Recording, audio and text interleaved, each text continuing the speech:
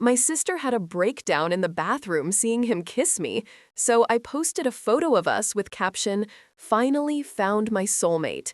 There is a specific kind of happiness that comes from finally being seen, not tolerated, not accepted, but truly seen. I was 25 when I experienced it for the first time. 25 years of being the invisible sister, the forgettable daughter, the girl people politely greeted before asking, "And how's Amber?" Amber, my sister, 3 years older, infinitely prettier, eternally more important. But that night, at Maya's birthday party, something changed. Or rather, someone changed everything. Ethan Brooks had just moved to town. New job, new life, new beginning. Maya worked with him and had insisted I come to the party. "Lily, you need to go out more. You can't spend every Friday night watching Netflix alone." She was right, of course. But going out meant risking running into Amber and Tyler. It meant being reminded, once again, how I was the sister no one chose. But I went. I wore that green dress Maya had given me for Christmas. "It matches your eyes," she had said, and went. Ethan was by the drinks table when I arrived. Tall, slightly messy brown hair, eyes that seemed to truly see people when he spoke to them. He was talking to Maya, laughing at something she had said. And then he saw me. It wasn't like the movies. There was no slow motion or romantic music. But something in his face shifted. He stopped mid-sentence, his eyes meeting mine, and smiled. Not a polite smile, a real, warm smile that reached his eyes. "You must be Lily," he said when Maya pulled me closer. "Maya can't stop talking about you." "Lies," Maya laughed. "I only mentioned you like twice." 15, Ethan corrected, still smiling at me. "But who's counting?" That moment changed everything, but I didn't know it yet. I just knew someone was looking at me like I mattered. We talked all night, about everything and nothing. Books, movies, that strange way the city smelled after the rain. He was an architect, dreamed of designing sustainable homes. I was an art teacher at an elementary school, dreamed of having my own gallery one day. "Why don't you have one?" he asked, genuinely curious. "Because," I paused, "why not?" "Because it never seemed possible." "Anything is possible," he said simply. "You just need to believe you deserve it." Deserve. What a strange concept. I had spent so long being the second choice that I had forgotten I could be the first. When the party ended, Ethan asked for my number. "I'd love to see you again, maybe dinner or coffee or anything, honestly." I said yes, and for the first time in years, I felt something beyond resignation. I felt hope. We started seeing each other. Dinners, coffees, long walks in the park. Ethan was different from any man I had ever known. He asked me about my dreams and actually listened to the answers. He remembered small details, how I preferred tea over coffee, how I hated the sound of sirens, how I always twisted my hair when I was nervous. "You're amazing," he said one night, 3 weeks after we met. We were sitting on a park bench watching the sunset paint the sky orange and pink. "I'm ordinary," I automatically corrected. It was what I always heard. Lily, the ordinary one. Amber, the extraordinary one. "No." Ethan turned my face to him. "You're amazing, and whoever made you believe otherwise was wrong." He kissed me then, soft, sweet, as if I were something precious. And something inside me, something that had been broken for so long, began to heal. Sometimes, one person can change everything. Not because they fix you, but because they show you that you were never broken. I should have known it wouldn't last, that happiness never lasted, not for me, not when Amber existed. I made the mistake of mentioning Ethan at family dinner. It was innocent, casual. My mother had asked about my weekend, and I had said I had gone out with someone. "Someone?" My mother raised an eyebrow. "Lily, are you dating?" "It's nothing serious yet." I tried to downplay it. "We're just getting to know each other." "What's he like?" Amber asked, and there was something in her voice, something sharp. "He's kind, funny, smart." I smiled despite myself. He makes me feel seen. How cute, Amber said, but her eyes were cold. Do you have a picture? I should have lied, should have said no, but I was so happy, so proud to finally have something of my own that I showed her. Amber studied Ethan's photo for a long moment. Then she smiled. That smile I knew too well. The smile that said, "Challenge accepted." "He's handsome," she said, returning my phone. "You're lucky." Lucky? As if I didn't deserve it. As if it were pure luck that someone wanted me. 2 weeks later, Amber casually showed up at the coffee shop where Ethan and I had our first date. She was stunning, of course. Red dress that hugged every curve, hair in perfect waves, impeccable makeup. "Lily!" She feigned surprise at seeing us. "What a coincidence! And you must be Ethan. I've heard so much about you." Ethan was polite, as always, but I saw the way Amber looked at him, like a predator looking at prey. In the following days, Amber started casually at the cinema we went to, at the restaurant we frequented, at the bookstore where Ethan liked to spend Saturday afternoons. "Your sister is persistent," Ethan commented after the third casual encounter. "She's Amber," I said simply. "She always gets what she wants." "And what does she want?" he asked, though we both knew the answer. "You." My voice was small, defeated. "She wants you because I have you." Ethan took my hand. "Lily, look at me." I waited until our eyes met. "I don't want Amber. I want you. Only you." "For now," the words came out before I could stop them, "but she always wins. She always—" "Not this time," Ethan said firmly, "because this time the guy has good taste." I wanted to believe him. God, how I wanted to. But I had seen this before. Tyler, my first love. I was 19, he was 21. We had met in college, slowly fallen in love, built something real. Or at least I thought it was real. Until Amber came home for summer break. Until she saw Tyler. Until she decided she wanted him. It took 2 weeks. 2 weeks of Amber casually showing up, of flirting, of using every trick in her arsenal. And Tyler succumbed. Like everyone succumbed. "I'm so sorry, Lily," he had said when he broke up with me. "But Amber and we connected. Really. You understand, right?" I didn't understand, but I learned. I learned that I was always the second option, the girl men dated until someone better came along. And Amber was always someone better. I was 19 when I learned that my sister was my enemy, that she couldn't stand to see me happy, that my happiness was a threat to hers. Amber and Tyler dated for 6 months. Then she got tired of him and broke up, because it was never about Tyler. It was about taking Tyler from me, about proving she could. Now, 6 years later, she was doing it again. And this time, I wasn't just going to take it. Maya was the first to notice the change in me. "You're different," she said one Sunday afternoon as we had coffee at her apartment. "Different how?"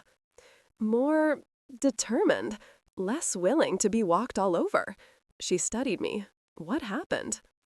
"Amber is trying to steal Ethan," I said simply. "Of course she is." Maya rolled her eyes. And this time, I'm going to fight." The words came out with more force than I expected.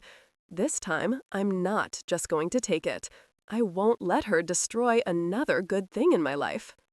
Maya smiled slowly. "Finally, I was waiting for you to wake up." What did I mean? "Lily, you're amazing. You always have been. But you let Amber, and your mother, let's be honest, convince you otherwise. You let them turn you into the invisible sister." She leaned forward.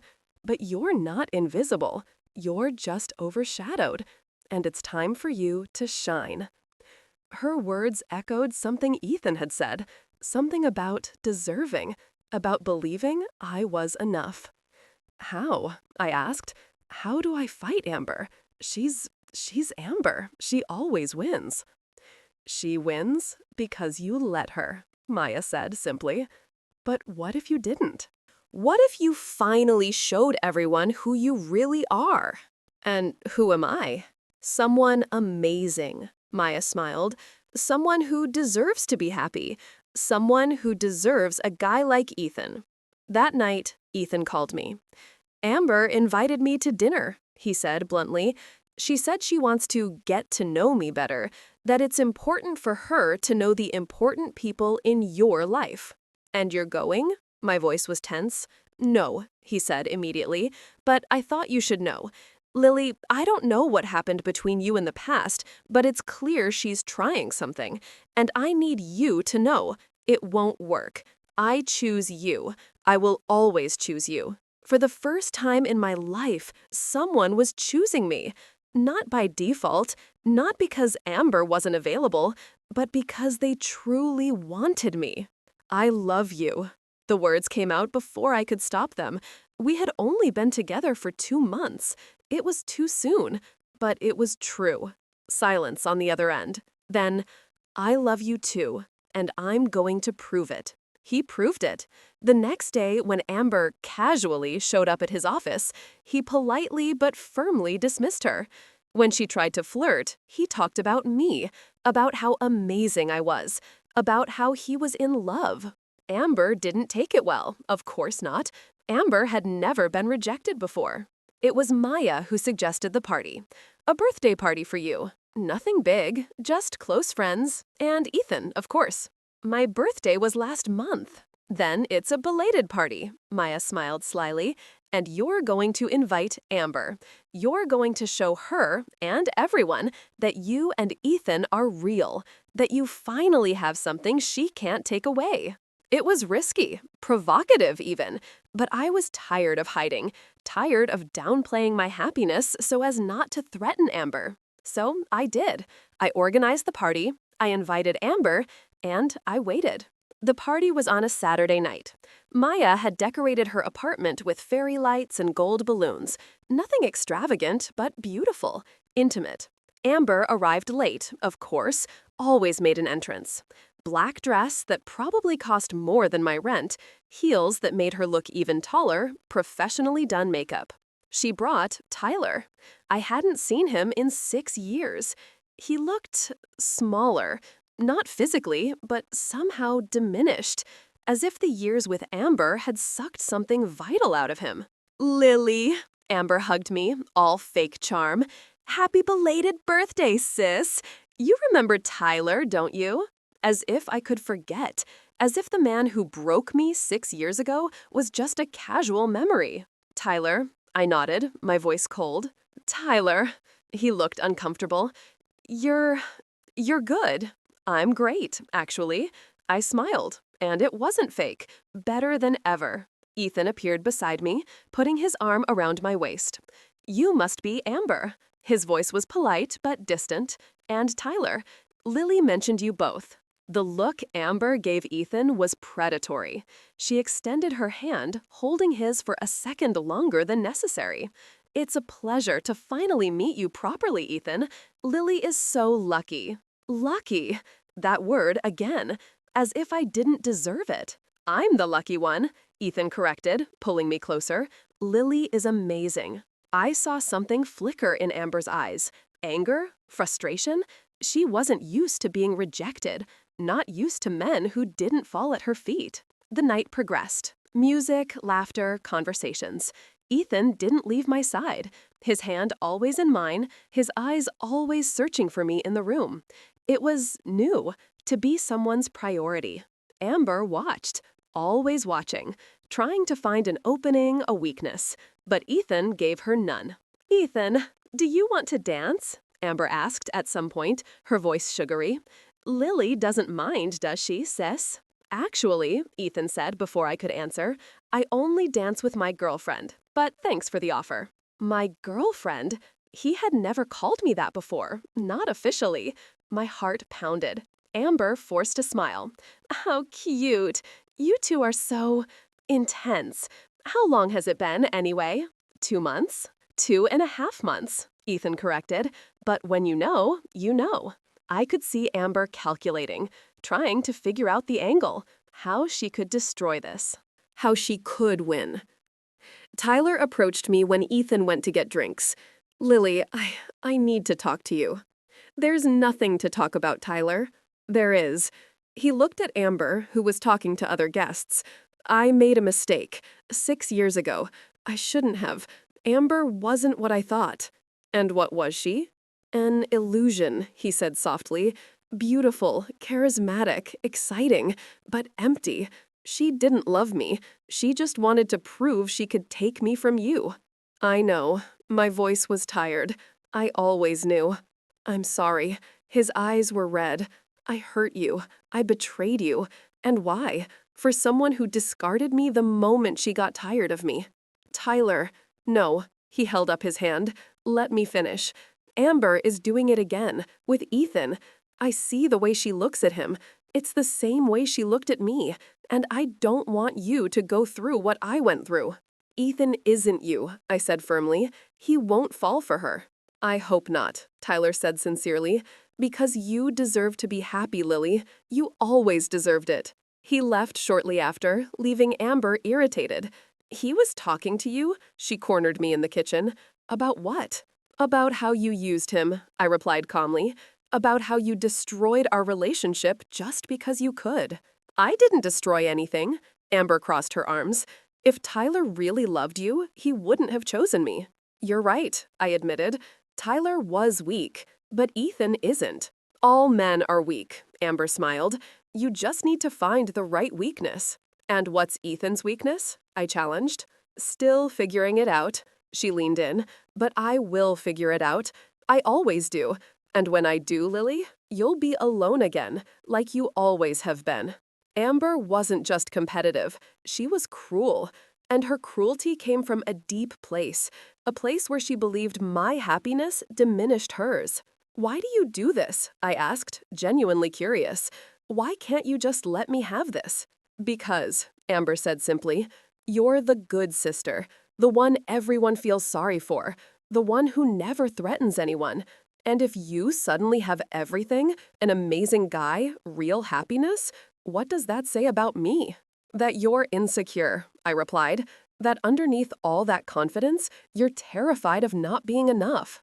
Amber's hand flew. The slap echoed in the silent kitchen.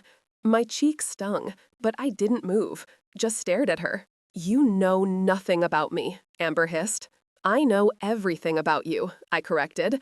I've spent 25 years watching you, studying you, trying to understand why you hated me so much. And now I know you don't hate me. You're afraid of me. Afraid? Of you? Amber laughed, but it sounded hysterical. You're pathetic, Lily. Always have been. Then why are you so desperate to destroy my relationship? I asked calmly. If I'm so pathetic, why do you care?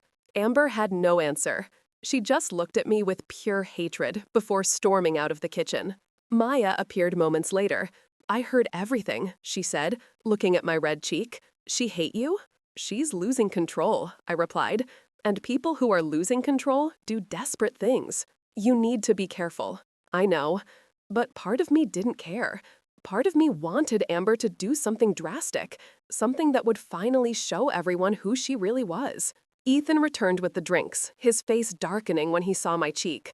What happened? Amber and I had a conversation, I said simply. She hit you?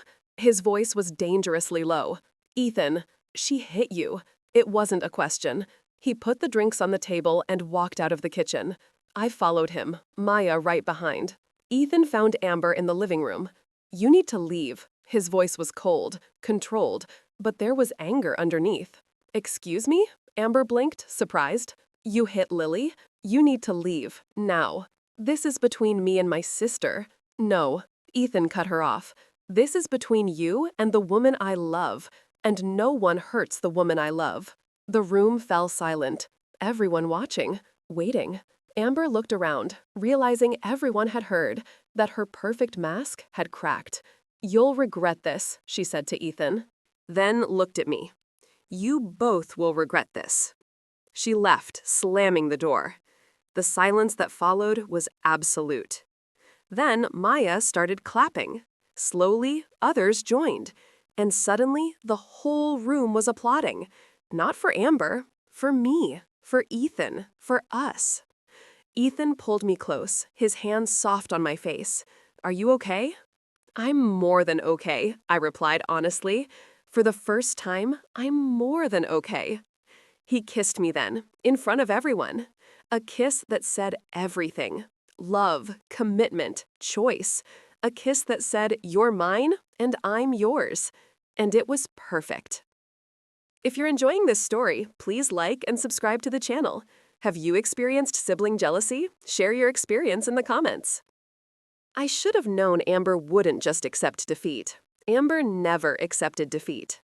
The first signs came 3 days after the party. My mother called me, her voice cold and accusatory. "Lily, what have you done to your sister?" "Hi to you too, Mom," I replied, already tired. "Don't be sarcastic. Amber is devastated. She told me how you and that man humiliated her at the party, how you kicked her out." "Mom, Amber hit me." "She said it was an accident," my mother interrupted me. "That you two were arguing and she gestured and accidentally hit you."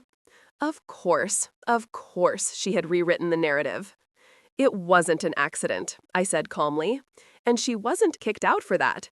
She was kicked out because Ethan defended her, because someone finally chose to defend me." "Lily, you're being dramatic. Amber is your sister. You need to get over these childish, silly things."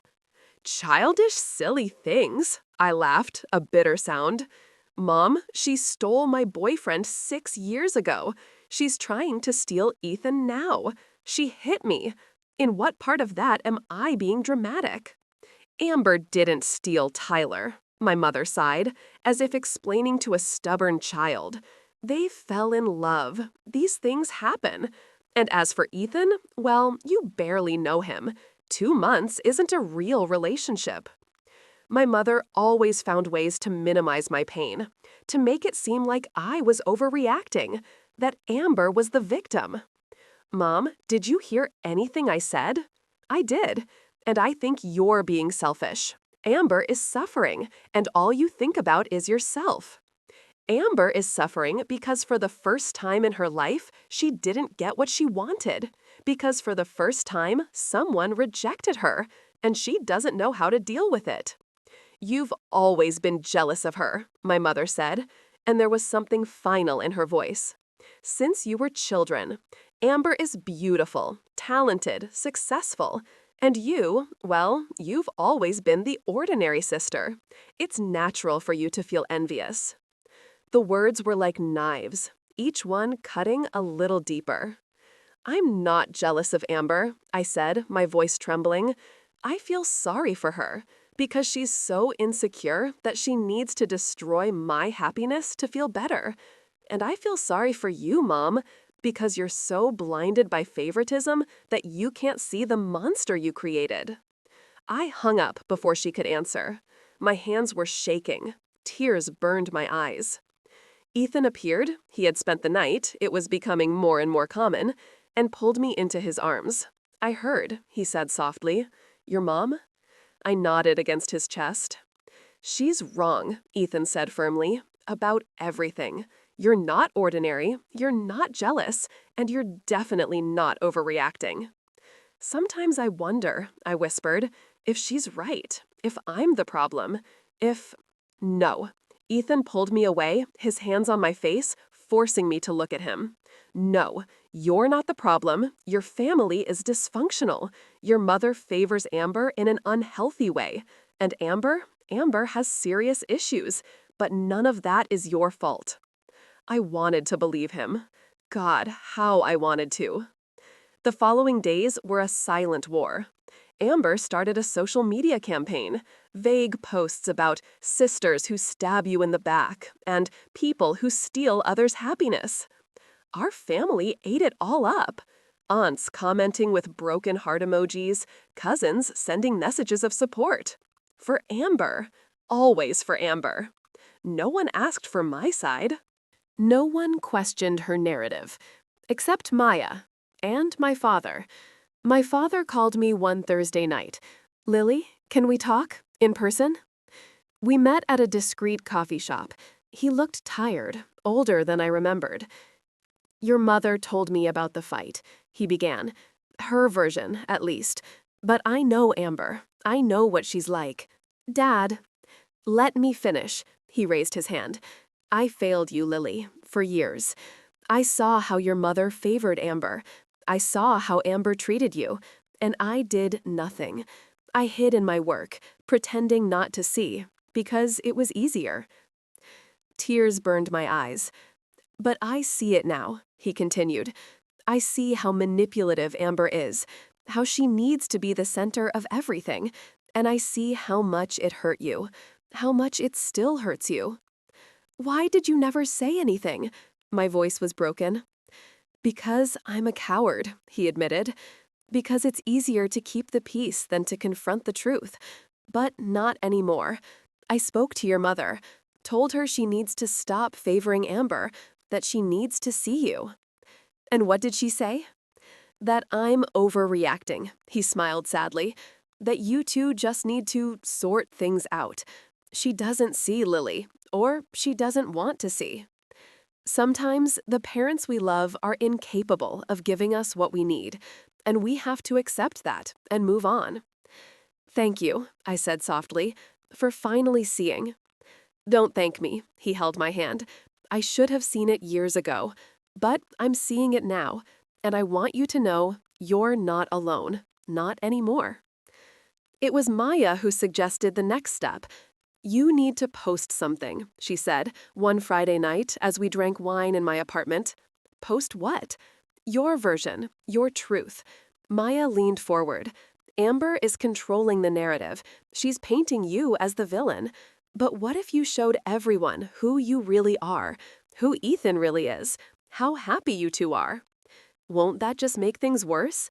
Maybe, Maya admitted, but you'll stop hiding. You'll stop downplaying your happiness to protect Amber's feelings.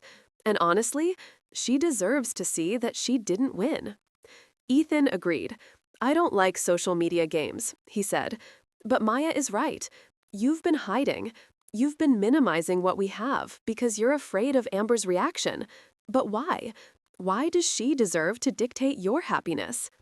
He was right. Both of them were right. So I did. I chose a photo, taken by Maya at the party, moments before Amber exploded.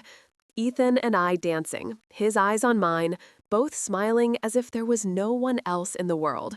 It was beautiful, real, perfect. And I posted it, with a simple caption, "Finally found my soulmate." The reaction was immediate. Likes, comments, friends congratulating, celebrating, sharing our happiness. And then Amber saw it. I was at Ethan's apartment when Maya called me. Lily, you need to see this. Amber is having a meltdown on Instagram. I opened Instagram. There it was. Amber, live, clearly drunk, crying uncontrollably. She stole him from me, Amber screamed at the camera. My own sister. I saw him first. I wanted him. And she always does this, always takes things from me. Comments flooded the screen. Some supportive, some confused, some clearly uncomfortable. She's always been jealous, Amber continued, always wanted what I had, and now she has Ethan, and she's rubbing it in my face. Ethan was reading over my shoulder. She's really losing it. Do I need to do something? I asked, uncertain. No, Ethan said firmly. Let her dig her own hole. Sometimes the best response is no response. But then, Amber said something that changed everything. You want to know the truth? She looked directly at the camera, her eyes red and swollen. Lily was never good enough. Never. Our mother knows. I know. Everyone knows. She's the ordinary sister, the forgettable one, the one no one really wants. And Ethan? Amber laughed, a hysterical sound. He'll realize, eventually, he'll realize he made a mistake, that he chose the wrong sister. And when that happens, I'll be waiting. The live stream ended abruptly. Someone had probably taken her phone. My phone exploded. Messages from friends, cousins, even people I barely knew. Everyone asking if I was okay, offering support, some even apologizing for having believed Amber's version. I had no words. Karma, Maya said when she called back. This is karma, baby. Amber finally exposed herself, and now everyone sees who she really is. But I didn't feel triumph. I felt sadness. Sadness for the sister I could have had, for the family that could have been, for the decades wasted in competition and jealousy. Ethan pulled me close. Are you okay? I don't know, I admitted.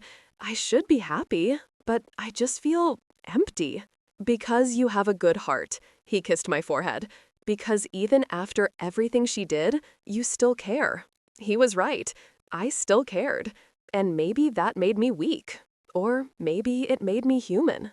Amber's public meltdown had consequences none of us expected. The day after the disastrous livestream, my mother showed up at my apartment. Without warning, without calling, just showed up. We need to talk, she said when I opened the door. About, I crossed my arms, not inviting her in. About your sister. About what you did. What I did? I laughed, incredulous.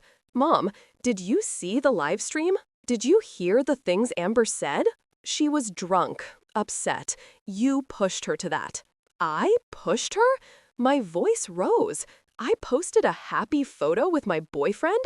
How is that pushing someone? Ethan appeared from the kitchen. Mrs. Morgan, with all due respect, Amber doesn't have feelings for me. She has an unhealthy obsession. There's a difference. Who do you think you are? My mother turned to him. You barely know this family. I know enough, Ethan interrupted her, his voice calm but firm. I know enough to see that you favor one daughter over the other, that you allow Amber to treat Lily like trash, that you never defended Lily, not once. You know nothing about how I raise my daughters. I know Lily deserves better, Ethan said simply.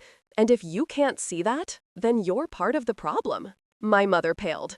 Lily, are you going to let him talk to me like that? Yes, I replied, and my voice was firm, because he's right, about everything. Mom, you always favored Amber, always, and I accepted it because I thought it was my fault, that I wasn't good enough. But it's not my fault, it's yours. How dare you? I dare because I'm tired, I yelled, and years of pain came out with those words. Tired of being invisible, tired of being the second choice, tired of downplaying my happiness to protect Amber's feelings. You've always been jealous of her. I am not jealous. The words echoed in the apartment. I just wanted to be seen. I wanted you to love me as much as you love her. But you never did you?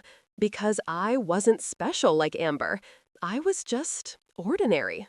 To say that out loud, to admit the pain I had carried for years, was like opening a wound, but it was also liberating. My mother was crying now.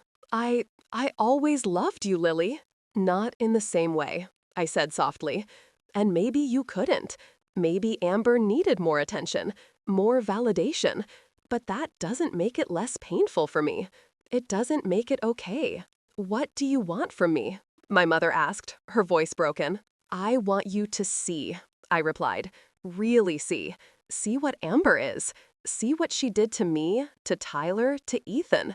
See how she manipulates, how she destroys. And see that I deserve your protection too, not just Amber. My mother was silent for a long moment. Then, Amber is in the hospital. My heart stopped. What? After the live stream, she took pills. Too many pills. My mother sobbed. They pumped her stomach. She'll be okay. But Lily, she tried to pill herself. The world spun. No matter what Amber had done, she was still my sister. And the idea of her trying, I need to see her. The words came out automatically. No, Ethan held my arm. Lily, think about it. This could be manipulation. She tried to kill herself. Manipulation or not, I need to see her. The hospital was sterile, cold. Amber was in a private room, pale against the white sheets, tubes connected to her arms. She opened her eyes when we entered. "Lily," her voice was hoarse, "you came." "Of course I came." I sat beside the bed. "You're my sister." "Even after everything?" Tears streamed down her face. "Even after I was so horrible?" "Even then," I confirmed. "But Amber, you need help, real help. This isn't normal. None of this is normal." "I know," she sobbed. "I know, and I don't know how to stop. Lily, I hate who I've become. I hate how I treat you. But it's as if there's something inside me that can't stand to see you happy." "Why?" I asked softly. "Why does my happiness threaten you so much?" Amber was silent for a long moment. Then, "Because if you can be happy being ordinary, what does that say about me? I've spent my whole life being perfect, beautiful, talented, successful, and yet I'm miserable. And you? You're just you. You don't try to be perfect. You don't compete. And yet people love you." And there it was, the wound that had created the monster. Amber had equated perfection with love. And when she saw that I was loved without being perfect, it shattered her worldview. "Ethan loves me," I continued. "Not because I'm perfect, but because I'm real. Because I show my flaws, my insecurities, my true self. And he loves all of it." "I don't know how to be real," Amber whispered. "I don't know who I am without perfection."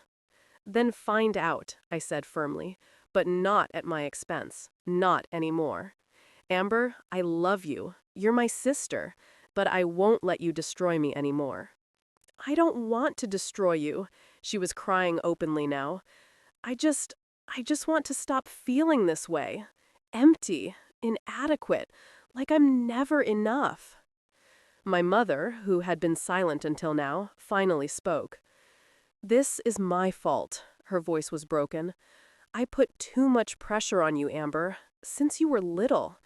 I wanted you to be perfect because I never was. And in the process, I broke you." "Mom," Amber started.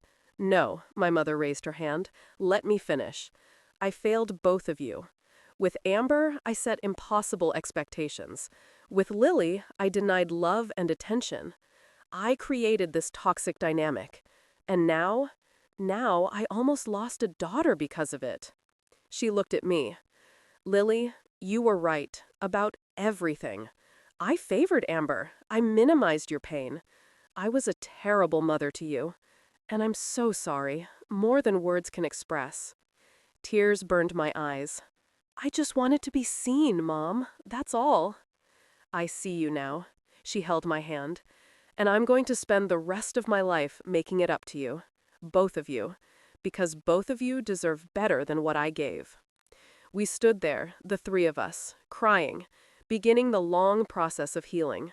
It wouldn't be quick, it wouldn't be easy, but it was a start. Amber spent 2 weeks in the hospital, then was transferred to a mental health clinic. Intensive treatment for personality disorders, the doctors said. She needed to learn healthy patterns, process trauma, rebuild her identity. I visited her once a week. At first, it was uncomfortable, tense, but slowly we started building something new. Not the sister relationship we had before, that was broken beyond repair, but something different, more honest. "I envy you," Amber admitted during a visit. "Not Ethan, not your life, but your ability to be authentic, to not care what people think." "I do care," I corrected. "I just learned that my opinion of myself matters more." "How did you learn that?" "Ethan helped me," I admitted. "He showed me that I was enough, exactly as I was." Amber was silent. Then, "I still like him, Ethan. Not obsessively like before. But I see why you love him. He's rare." "He is," I agreed. "And he's mine." "I know," Amber smiled sadly. "And I'm trying to be okay with that. I'm trying to be okay with you being happy. It's hard, but I'm trying." That's all I can ask for, I said honestly. 6 months later, my life felt unrecognizable, but this time in all the right ways. Ethan and I had moved in together. A small but cozy apartment, full of light and plants and art on the walls. My art, because I had finally started painting again, something I had abandoned years ago when Amber said I wasn't good enough. "You're amazing," Ethan said one Saturday morning, watching as I worked on a new canvas. "You know that, right?" "You're biased," I replied, smiling. "Totally." He pulled me in for a kiss. "But I'm also right." The gallery I dreamed of? Still a dream, but now it was a dream I was actively pursuing. I had started selling a few pieces online. Small things, nothing big, but it was a start. Amber had left the clinic after 3 months. She was different, quieter, more reflective, less polished, more real. "I don't know who I am yet," she admitted at a family lunch, the first in months. "Without all the performance, without the need to be perfect, it's scary." "But also liberating?" I suggested. "Yes," she smiled, and it was genuine. "Also liberating." Our relationship was still complicated. There were days when I saw that flicker of the old Amber, the competitive, the manipulative, but now she recognized it, stopped, breathed, chose differently. "The therapist says it will take years," she told me, "to undo decades of toxic patterns, but I'm committed because I don't want to be that person anymore, the person who destroys the people she loves." "You love me?" I asked, genuinely curious. "Always have," she said softly. "I just didn't know how to love without destroying, but I'm learning." My mother was also changing. She had started her own therapy, working through her own issues, her own traumas. She called me now, regularly, asking about my life, my work, my dreams. "I lost so much time," she said once, her voice choked. "So much time focused on making Amber perfect that I forgot to just love you, see you." "You're seeing now," I replied. "That's what matters." It wasn't perfect. There were still tense moments, difficult conversations, old wounds that hurt. But it was progress. Real, genuine progress. My father was more present also. He had retired early, deciding he had wasted too much time hidden in work. Now he showed up for dinner, helped me with art projects, truly participated. "I'm sorry," he said one night as he helped me assemble a new bookshelf, "for all the years I wasn't present, for all the times I saw you suffering and did nothing." "You're here now," I said simply. "That's what matters." Tyler had reached out to me a few months ago. He and Amber had finally broken up, for real this time. He wanted to apologize, make amends. "I don't expect forgiveness," he said when we met for coffee. I needed you to know that I'm sorry, deeply. I was young and stupid and let Amber manipulate me. But that's no excuse. I hurt you, and I'm sorry." "I forgive you," I said, and it was true. Not because you deserve it, but because I deserve peace. Forgiveness isn't about the other person. It's about you, about releasing the weight of anger and moving on. The photo I had posted, the one that had triggered everything, was still on my Instagram. I looked at it sometimes, remembering that moment of courage where I decided to stop hiding my happiness. It had been the right decision. Painful, yes. Complicated, definitely. But right. Because from that photo, from that moment of defiance, had come everything. The truth about Amber, the healing of my family, my own growth. "Do you regret it?" Ethan asked one night as we lay in bed, my head on his chest. "Posting the photo?" "Yes, everything that came after." I thought about Amber's meltdown, the suicide attempt, the months of family therapy, the pain, the chaos, the tears. "No," I replied honestly, because if I hadn't posted it, nothing would have changed. Amber would have continued being toxic. My mother would have continued favoring her. And I would have remained invisible. And now? Now I am seen, I smiled, by you, by my family, but most importantly, by myself. Ethan kissed me, soft and sweet. "I love you, Lily Morgan." "I love you, Ethan Brooks." He said after a moment, I was thinking. Thinking is dangerous, he laughed. I was thinking that maybe it's time to make this official. My heart stopped. Official how? Official as he sat up, pulling me to sit too, then he took a small box from his pocket. Official as you marrying me. Tears filled my eyes. Ethan. I know it's fast, he said quickly. Only a year. But Lily, I've never been so sure of anything. You are my person, my soulmate, and I want to spend the rest of my life proving it to you. Yes, the word came out before I could think. Yes, yes, 1,000 times yes. He slid the ring onto my finger, simple, elegant, perfect, and kissed me as I cried tears of happiness.